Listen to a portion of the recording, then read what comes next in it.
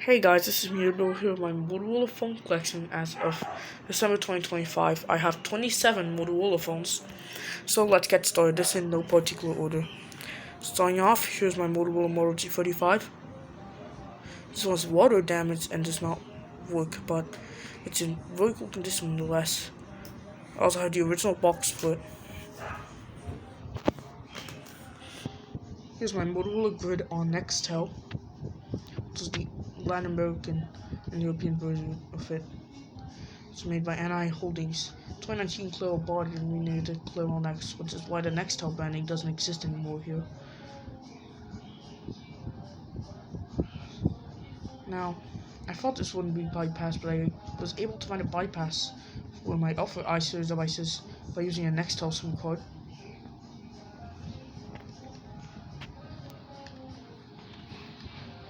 Now, I lost the battery for it, so this does not work anymore.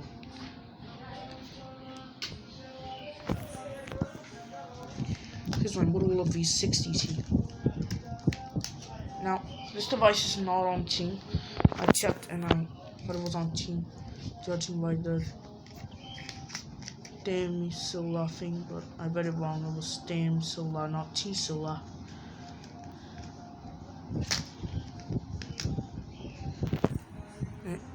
It's untested.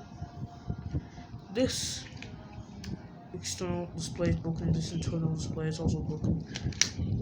Otherwise, this is in pretty good condition. Here's its original battery too. Here's my Motorola i455. This is one of my free US phones in the collection. The other two are also on the Motorola brand. This one is really neat, but it doesn't have auto flip. And there's a neat little fun fact. This is FCC only, not FCC and NTL, or even CE, so this is a US only device. You can see here for home or office use.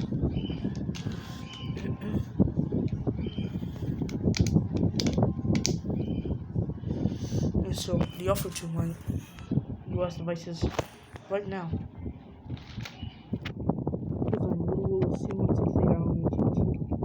It's also US only because it only has the FCC thing. It also came with original battery. The link is set to Spanish for some reason, and I cannot bypass it because it's locked with the passcode. Here's my Motorola Quick Continue. This one might just be the coolio of all my Motorola devices because this one is a side-slider functionality. This one does have an Intel branding, but I don't care if this is a US phone anyway. I call it the Quick because it has a T-Mobile branding. And the screen flex cable is broken. That was the last of my US phones. Moving on, here's my Motorola One. It's my dad's old phone before he switched to a Moto G73 5G. And I must say that the case has been pretty bored. Like this entire bottom section and this corner section has been dropping. The reason why he put the case is because this shields the battery, and I also put some little pebbles down on the side, so now this is showing the upper side of the battery. This one also has a badly printed Android 1 logo. This one runs Android 10 and has a cracked display, but otherwise works. Also, the fingerprint sensor can be loose. I think. Look, an upper section is trying to fall off.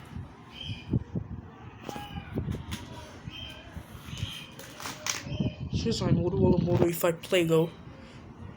This is my grandmother's old phone before she switched to a Moto E20, which is what she's using now. And I thought this did not work anymore, but all that was solved because it still charges even though it can't turn on because the phone is broken.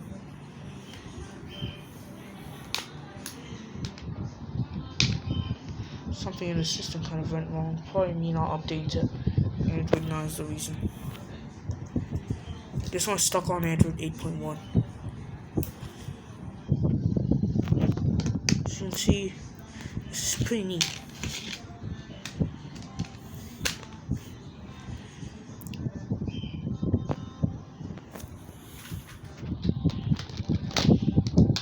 Here's my Motorola Moto G7 Plus.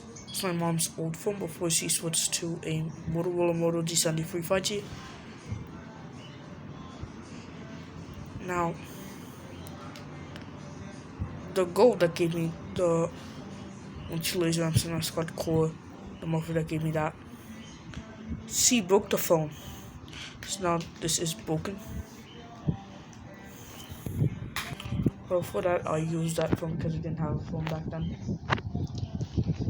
Anyways, moving on. Here's my Motorola W218 on the Clipper. Well, does not work, but I realized the screen is broken, so the only way I can see the curve gun is by the back. Otherwise, it works.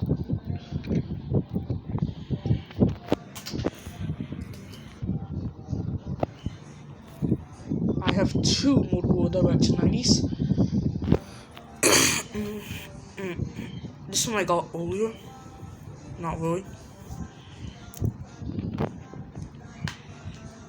This one is the only one with battery, but not battery charging it.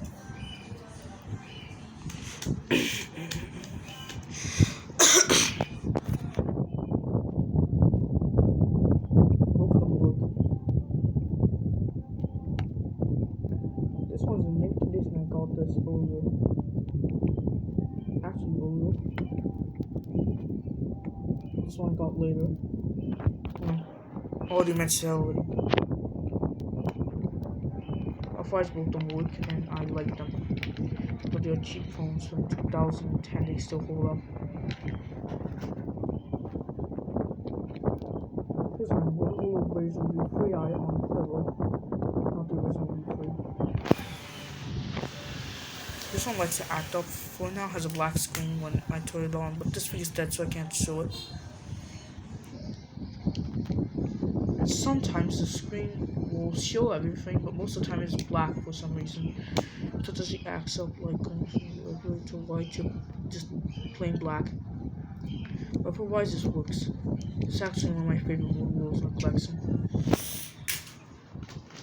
Here's my Motorola Moto G5 Latam. Got this one on the phone mount, and this is my only Motorola device on the phone mount, so that's a plus.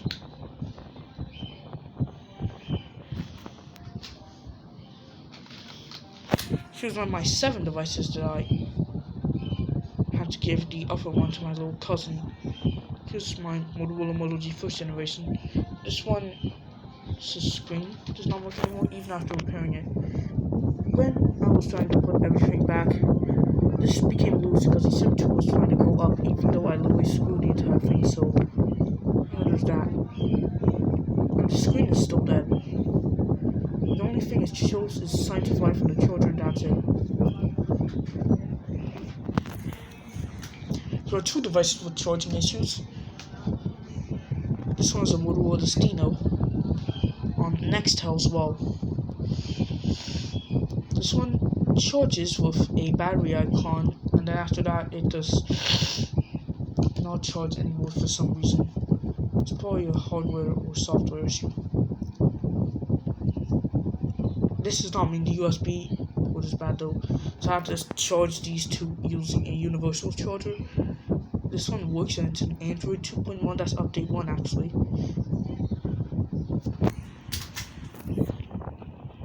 This one here is a Motorola Spice Key on Cliro.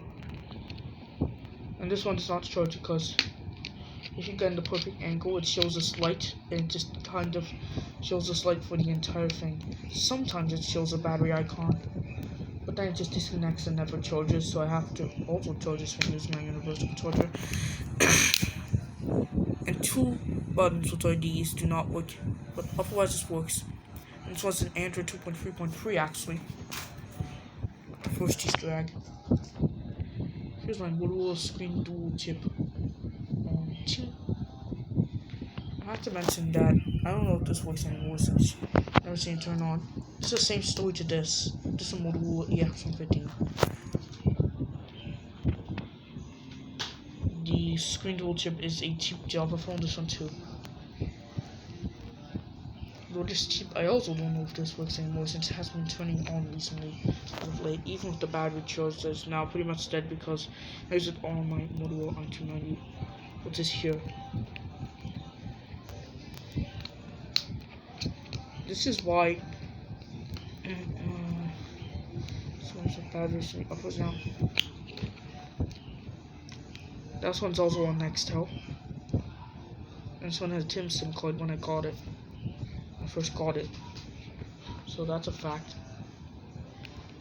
This one right here, I didn't know how to bypass it, but I was luckily able to find a bypass for it, so there's that. I didn't know how to bypass it up until mid-September, I think. When I found out that I could just use the Nextel SIM card from my BlackBerry Curve 8350i right to here.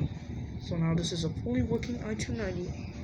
This also works for the rest of my iDevices. iSeries. Here's my Motorola T190. This used to be my oldest phone before it got beaten by the Motorola V60 Ti I got in September. This one I got in April. This one is on two different carriers. Wait, an MTV Mobile. I think this is managed at MTV Mobile Brazil, but I didn't know MTV Mobile had a Brazilian division up until now. Otherwise, this thing is untested and does not work. Because I may have mentioned that it may work. I don't know. Otherwise, this thing is a really cool antenna and I love it.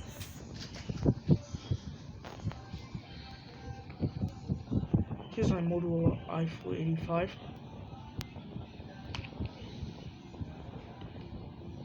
This one does not work anymore.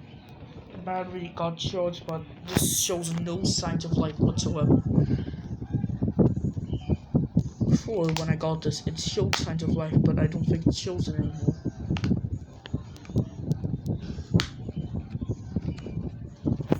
This battery pretty much got, I think, dented. This one doesn't count the battery, I thought it did, but no, it doesn't. Otherwise, this thing worked. It's still nice to hold my hands to smell the Motorola clutch. Here's my Motorola Moto TV. Though the Motorola screen dual chip and Moto TV look similar, the Moto TV was released first in April 2010. And then 4 months ago, the Motorola screen dual chip was released. And I got this one after the EX128, which was a screen dual chip. It pretty much looked the same even though this has a TV functionality in it.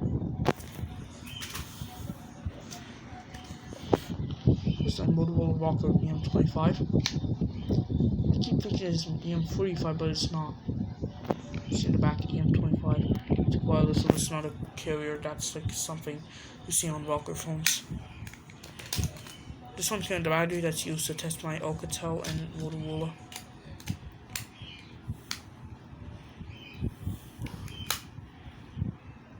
The Motorola I was referring to is the XX90 first unit. I think.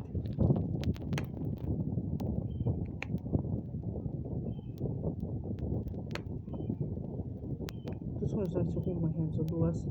This thing does not work because the battery is loose. Sorry, it's actually loose. What's the cool sign for on the camera? When I got this thing, it had a screen protector and a side protector for it. Those are the protector around her. So took out. I dropped this thing once and it did not shatter, so there's that. Watch the home stretch now, only 3 phones to go, we're on the top 3. Here's my Motorola Razr Z3 on Clevo. Now, it only booted up once and then never again, because most of the BK60 batteries are too big for this. Especially the one I got, I think. They were too big for the phone so that the back cover cannot be secure against these batteries. But it's probably bent, judging by the fact that the battery was unsupported. Even for BC50 battery, which is what I got the Motorola EX115 with. When it booted up once, I saw it was on Clevo, and only once. It didn't boot up, I thought it should be in an unknown carrier, but it's on Clevo. Also, never test for SIM because again it's not working. But the home stretch now, just 2 more phones to go. Here are two of them. Now, two phones look similar, but they are not. This one here is my Motorola C115 on Clevo. Now, this one worked, and then I think it stopped working because it's not turned on anymore using a C155 battery. Or the original battery, I don't remember. But otherwise, this is actually really neat to hold my hands. And here's a less popular model. Here's my Motorola C155 on T. Now this one also doesn't turn on anymore. You must know why. So yeah, that was my Motorola phone collection as of December 2025. See you next year, of course. Peace.